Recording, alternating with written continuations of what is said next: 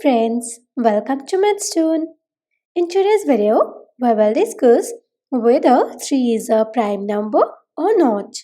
Please visit mathstoon.com for more info. Now let's move to our solution. Firstly, we will discuss about the definition of a prime number.